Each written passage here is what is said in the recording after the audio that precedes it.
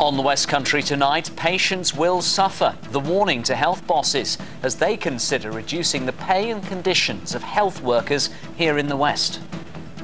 What on earth it'll be like if our terms and conditions are lower than in other parts of the country, that's obviously an accident waiting to happen. Those affected have been voicing their concerns at a meeting in Bristol. We'll be hearing from them and from the trusts who have sparked the row. It is shaping up to be one of the most divisive and controversial issues to affect the health service in decades. Should health bosses here in the South West ignore national deals and set their own pay scales, terms and conditions? In a moment, we'll be talking to the man leading the drive for change. But first, our health correspondent, Rebecca Broxton, reports on the growing anger of health workers. Nurses, scientists, therapists, health workers from across the NHS united in their opposition to changes to their pay, terms and conditions across the South West. You have staff that are less well rested because of reductions in annual leave, more stressed because of increased working hours. There's a danger that has an impact on the patient care. Bristol is a centre of excellence for lots of things, cardiac, children's, lots of things. But if they're going to pay the staff less here, they will then go to the other centres of excellence and they'll lose the best nurses.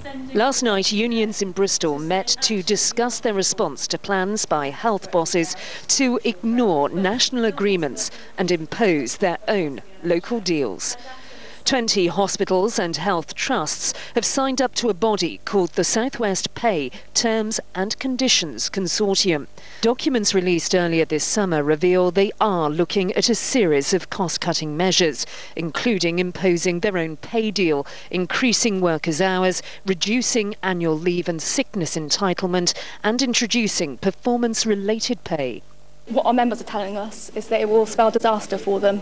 We've had members coming forward saying that they won't be able to afford their mortgage payments, and that it will increase, the level of poverty in the South West generally because there'll be less spending power in the region. So it's not just bad news for our members and staff generally, it's bad news for the NHS and the regional economy. We already know of trusts locally that can't recruit nurses and other healthcare staff in the South West, and they're already going abroad.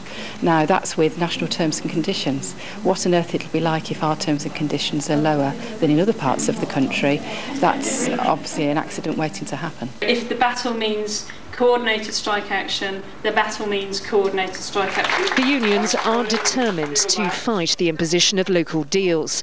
For its part, the Consortium says it's yet to draw up any firm plans. Rebecca Broxton in Bristol for the West Country Tonight.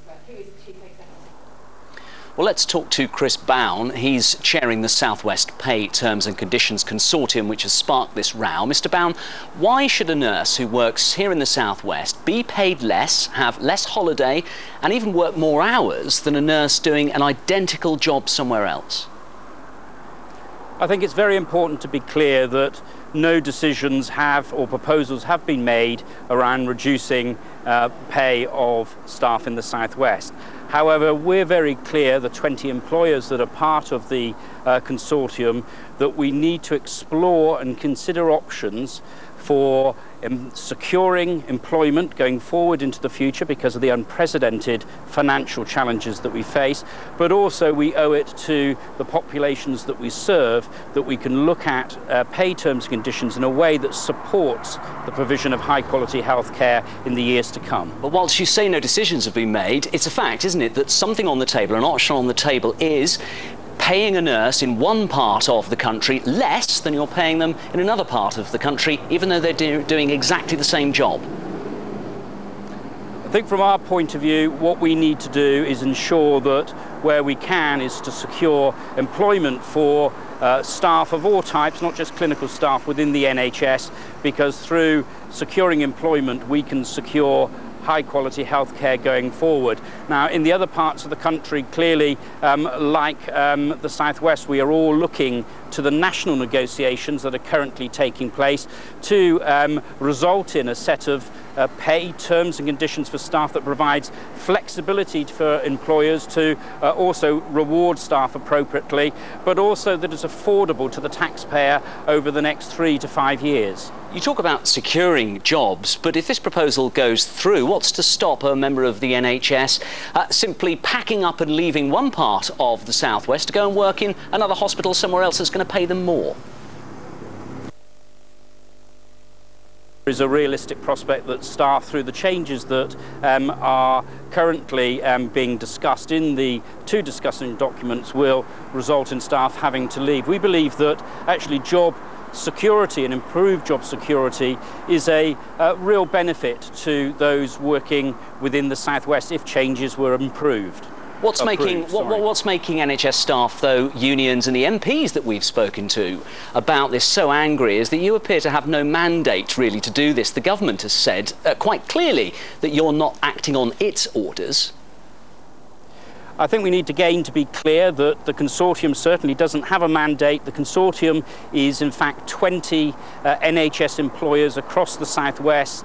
It is each board of those NHS trusts that holds the mandate as regards to negotiations or any future negotiations. The Consortium literally is a group of 20 trusts that are sitting together to discuss these, as you say, quite controversial but important issues.